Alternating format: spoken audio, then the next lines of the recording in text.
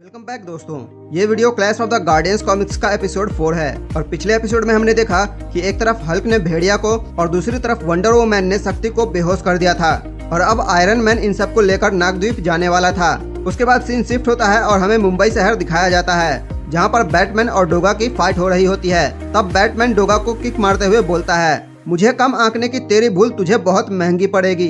जिस पर डोगा बोलता है, सस्ती चीजों का डोगा शौकीन भी नहीं है। तब बैटमैन अपने मन में सोचता है, डोगा से जीतने में बहुत ज्यादा टाइम लग रहा है और टाइम ही तो नहीं है, ये टोनी और कैप्टन न जाने कितनी देर में आएंगे। तभी डोगा बैटमैन को इतनी जोर से किक मारता है कि बैटमैन दूर जाकर गिरता है और डोगा बोलता है, तू मुझसे तभी जीत सकता है जब तू मुझे अटैक करने का मौका ना दे, क्योंकि मेरा एक पंच तेरे 10 पंच के बराबर है। और तब हम देखते हैं कि कैप्टन अमेरिका भी वहां पहुंच चुका था और आते ही कैप्टन अपनी शील्ड से डोगा पर अटैक कर देता है। लेकिन डोगा उस अटैक से खुद को बचाते हुए बोलता है, ओह कैप्टन अमेरिका, तुम पीठ पीछे भी अटैक करते हो क्या?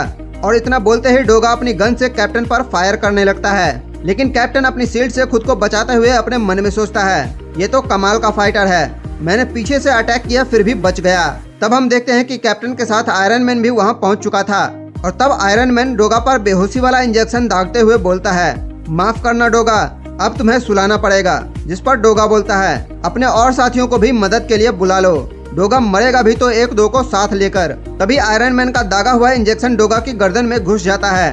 तब डोगा बोलता है, पीछे से अटैक करना बुज़दिलों का काम है। और इससे पहले कि डोगा कुछ कर पाता, उस बेहोशी वाले इंजेक्शन का असर तेजी से होने लगता है और डोगा तुरंत ही बेहोश हो जाता है। तब आयरन मैन बोलता है, मेरी ये बुज़दिली ही हम सब की जान बचाएगी डोगा। उसके बाद बैटमैन डोगा को अपनी गोद में लेकर बोलता है, अगर सब कुछ ठीक रहा तो किसी को भी जान देने की जरूरत नहीं पड़ेगी डोगा। उसके बाद आयरन मैन, कैप्टन अमेरिका और बैटमैन तीनों एक जगह पर आ जाते हैं और तब आयरन मैन वंडर वुमन से बात करते हुए बोलता है, वंडर वुमन तुम आसाम जाओ और वहीं से हल्क को लेकर नागद्वीप पहुंचना, मैं और कैप्टन भी वहीं आते हैं। और बैटमैन तुम जानते ही हो कि तुम्हें आगे क्या करना है। जिस पर बैटमैन बोलता है, हाँ जानता हूँ। उसके बाद सीन शिफ्ट होता है और हमें राजनगर दिखाया जाता है जहाँ पर ध्रुव और ब्लैक पैंथर की फाइट हो रही होती है और ये दोनों लड़ते लड़ते एक बिल्डिंग के अंदर घुस चुके थे।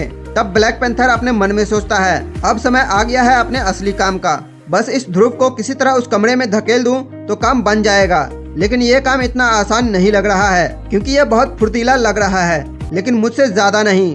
वहीं दूसरी तरफ ध्रुव ब्लैक पैंथर की फुर्ती को देखकर अपने मन में सोचता है, ये तो बहुत ज्यादा फुर्तीला है, उन आतंकवादियों का साथी भी नहीं लग रहा है, आखिर कौन हो सकता है, मुझ पर कोई पावरफुल अटैक भी नहीं कर रहा है, ये सिर्फ मेरे अटैक से बच रहा है, आखिर ये चाहता क्या है। और तभी हम देखते हैं कि ब्लैक पैंथर ध्रुव को उस कमरे के अंदर धकेलने में कामयाब हो जाता है और ध्रुव को कमरे में धकेलते हुए बोलता है, बन गया काम। लेकिन जैसे ही ब्लैक पैंथर ध्रुव को अंदर धकेलता है, ध्रुव अपने स्टार ब्लेड से ब्लैक पैंथर पर अटैक कर देता है। तब ब्लैक पैंथर ध्रुव को किक मारते हुए बोलता है, फिर वही कोशिश ध्रुव, मैंने कहा था ना ये तुम्हारे खिलौने मुझ पर बेकार हैं। जिस पर ध्रुव बोलता है, हाँ याद है, लेकिन इस बार ये असर करेंगे। और तब हम देखते हैं कि कुछ ही देर में पूरा कमरा आग की लपटों से घिर जाता है और कुछ भी दिखाई नहीं दे रहा था। लेकिन तभी ब्लैक पैंथर ध्रुव को उस बिल्डिंग से बाहर की तरफ फेंक देता है, जिससे ध्रुव बिल्डिंग के कांच को तोड़ता हुआ नीचे गिरने लगता है। और पीछे से ब्लैक पैंथर भी ध्रुव के साथ नीचे कूदते हुए बोलता है, मुझे पता है ध्रुव, तुम इतनी आसानी से हार मानने वालों में से नहीं हो, इसलिए मैं अपने हाथों से तुम्हें जमीन पर टकराऊंगा।